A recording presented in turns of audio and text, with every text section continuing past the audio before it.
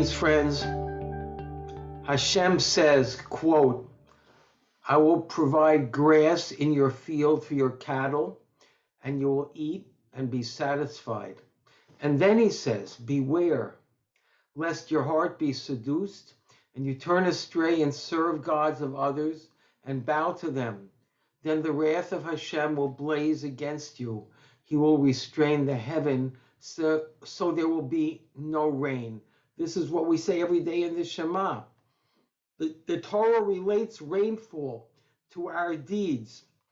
In every country in the world, except one, rain falls as a matter of course.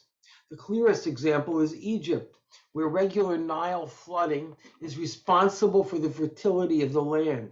The Torah tells us explicitly, quote, the land of Israel is not like the land of Egypt, where you would plant your seed and water it by foot, like a vegetable garden.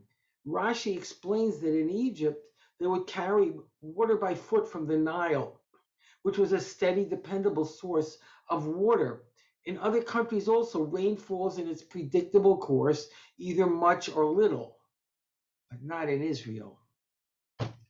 Only in Israel is the rain dependent upon moral as opposed to physical factors. The Torah is totally explicit on this, as we saw above. If, God forbid, we turn astray and serve gods of others and bow to them, Hashem will restrain the heaven so there'll be no rain.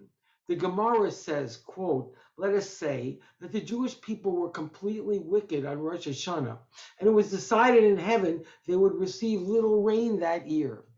Everything depends on our moral condition.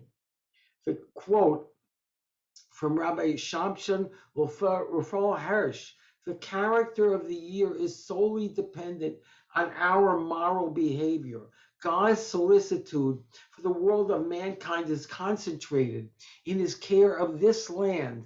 Every drop of rain on earth that falls for the sake of Zion falls for the sake of the whole future of mankind, which is guaranteed by Zion.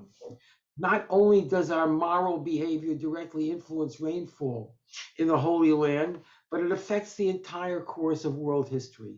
The welfare of the entire world is a direct result of the moral condition of the Jewish people.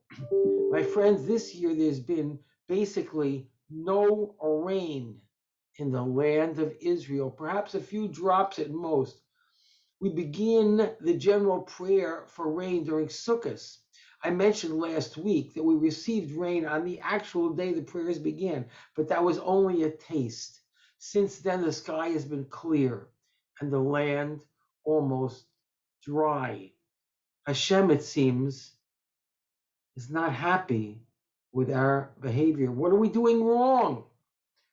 In the Shema, immediately following the words, you will eat and be satisfied, are the words, beware lest your heart be seduced and you turn astray and serve gods of others and bow to them.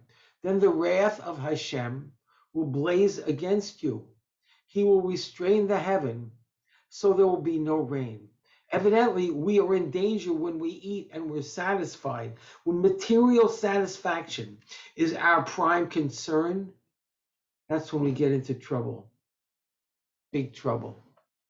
It happens the Daf Yomi cycle is now studying Maseches Tainus, which discusses the fasts undertaken because of lack of rain. And why do we lack rain? It says in Maseches Tainus in the Gemara, in the Talmud, Rabbi Tanchum Bar Chanilai said, rain does not fall unless the sins of Israel have been forgiven. Evidently, lack of rain is related to sins committed by the nation of Israel. Is it not remarkable that Daf Yomi reinforces this message? There are no accidents. We have to tremble. In this week's Parsha, Yaakov Avinu fights with the angel of Esav. This is the perpetual fight of the Jew throughout the long night of our exile with the world of materialism, the world of Esav. If we lose this fight, we are finished God forbid. If we maintain our character as Yisroel, we will survive as the holy nation.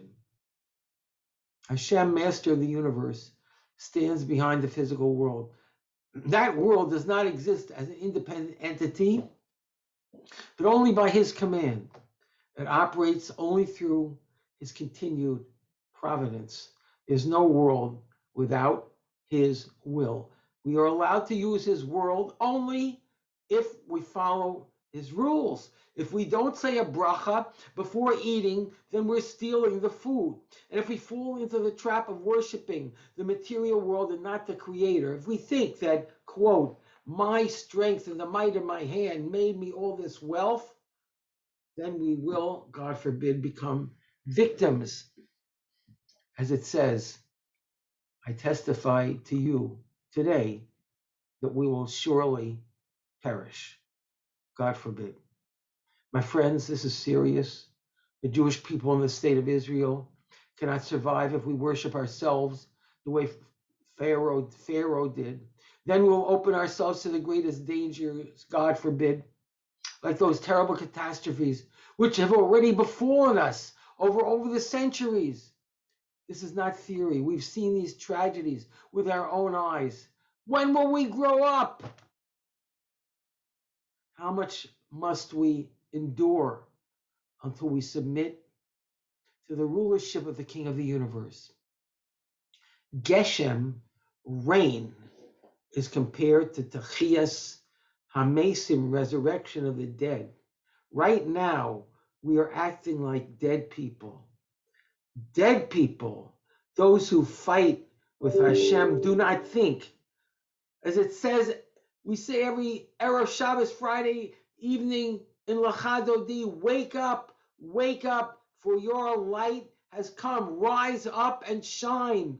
When we wake up and return to Hashem, then blessed rain will fall upon the Holy Land. Good Shabbos.